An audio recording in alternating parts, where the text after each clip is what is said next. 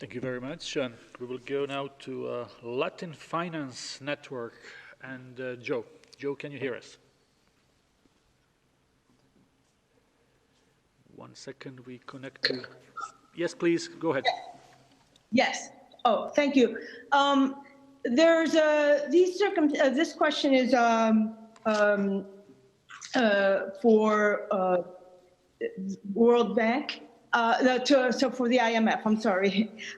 So this is, the question is, I'm sorry.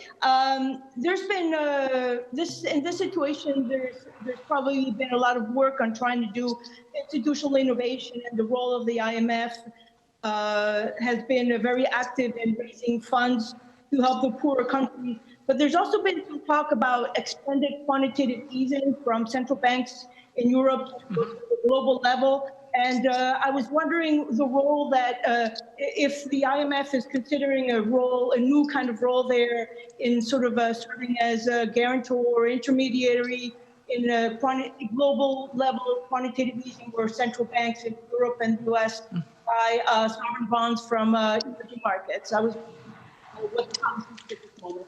Yep. But thank you. This is a very interesting question.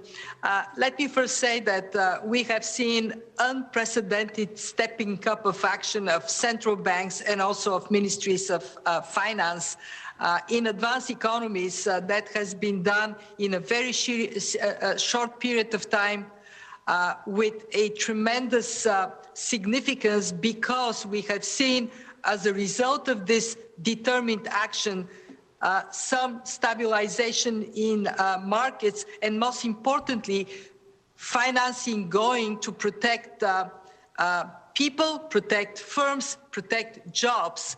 That could have not been done by central banks alone, on their own only.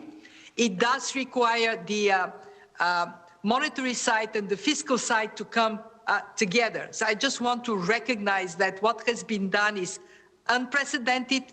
The problem we face is gigantic, but also the actions that are taken are very significant, very big.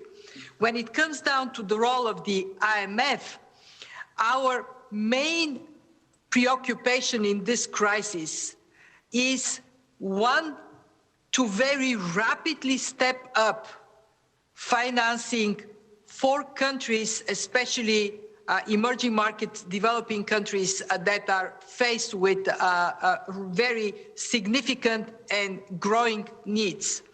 And two, to think of what may be needed but is not there in the defense system of the world. And in that context, what we have done is, on one side, to encourage central banks in advanced economies to do more for liquidity in the emerging markets. And actually, I must say, I think that they have recognized that need on their own. And we have seen both stepping up of swap operations with emerging markets by the Fed.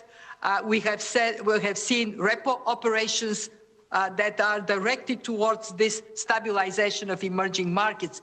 And then two, we looked at our own instruments, and what we have identified is that we are short of one particular instrument, and it is to provide short-term liquidity to countries that are basically strong but may find themselves in a tight place. We have not been pursuing anything beyond the mandate of the fund that traditionally we have been exercising. We have been asked by some of our members on something that de facto goes into, if you wish, quantitative easing for the world, and it is whether or not what was done in 2009 by the allocation of additional SDRs, this is to boost liquidity mostly useful for emerging markets and developing countries. The special drawing rights, this is what the fund offers as addition offered it as an addition during that crisis. Many of our members are saying we should look into this again. At this point, however, our membership, our shareholders are saying use everything you can use right now, fast.